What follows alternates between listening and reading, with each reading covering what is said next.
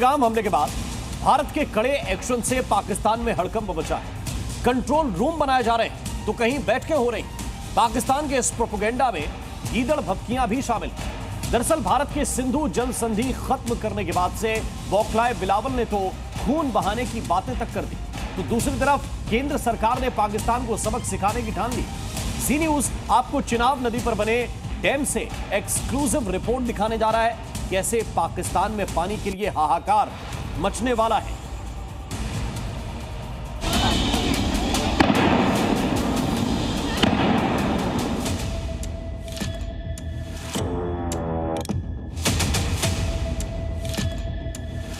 भारत के एक्शन का पाकिस्तान में कितना डर है कि जिसे देखो उल जुलूल बातें कर रहा है। कोई खून की नदियां बहाने की धमकी देता है तो कोई बड़ा हमला करने जैसी गीदड़ भभकियां देता है, वो भी तब जब उनका मन जानता है कि भारत की ताकत के आगे वो चींटी भर भी नहीं है।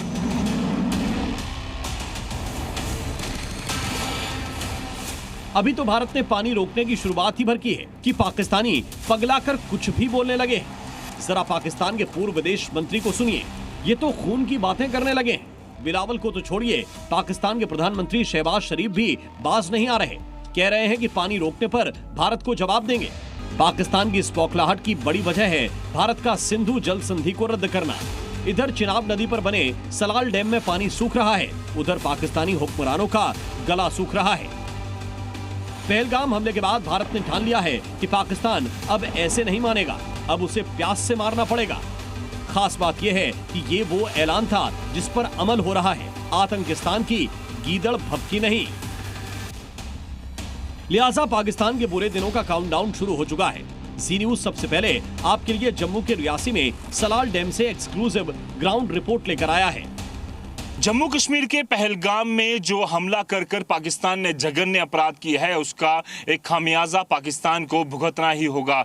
आपको बता दें कि पाकिस्तान को ये डर सता रहा है कि अब किसी भी समय उसे बड़ा हमला सहना पड़ेगा और उसके हमले की शुरुआत हो चुकी है, जिसमें वाटर स्ट्राइक भारत ने कर दी है।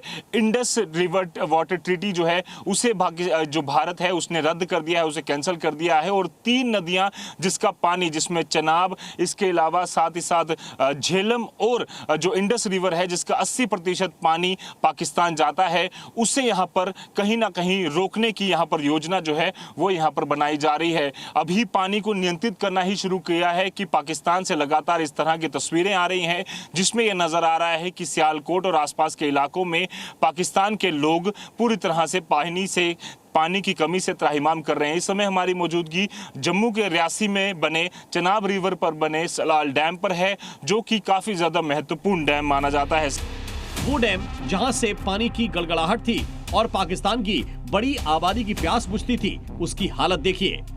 पाकिस्तान की तरफ जो पानी है वो चनाब नदी का जाता है और ऐसे में अब लगातार जो नियंत्रण करना शुरू कर दिया है। और जिस तरह से पहलगाम हमले को जघन्य अपराध को पाकिस्तान ने जहां पर अंजाम दिया है, उसे करारा जवाब देने के लिए पूरी तरह से कोशिश की जा रही है। और जो 5 महत्वपूर्ण कदम जो सरकार ने उठाए हैं, उसमें इंडस वाटर ट्रीटी को यहाँ पर बंद करने, इसके अलावा भी कई सारे और महत्वपूर्ण फैसले इंडस वाटर ट्रीटी के बंद होने की वजह से जो सरकार को फायदा होगा। बताया जा रहा है कि 8,000 करोड़ का सालाना फायदा इस ट्रीटी की वजह से पाकिस्तान को होता था।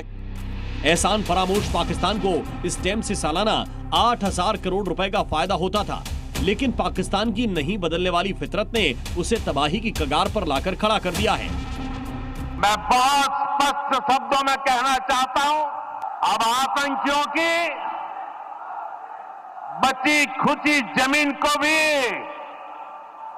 मिट्टी में मिलाने का समय आ गया है।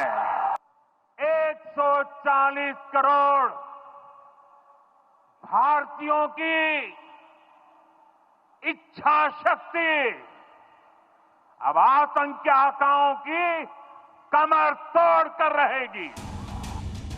पाकिस्तान की नापाक हरकतों का नतीजा अब उसके गले आ पड़ा है। हिंदुस्तान ने चेताया था कि अगर आतंक नहीं रोका तो पानी रोक दिया जाएगा। अब वो चेतावनी सच्चाई बन चुकी है। पाकिस्तान के खेत सूख रहे हैं, नहरें खाली हो रही हैं और शहबाज शरीफ की सरकार हाँफने लगी है।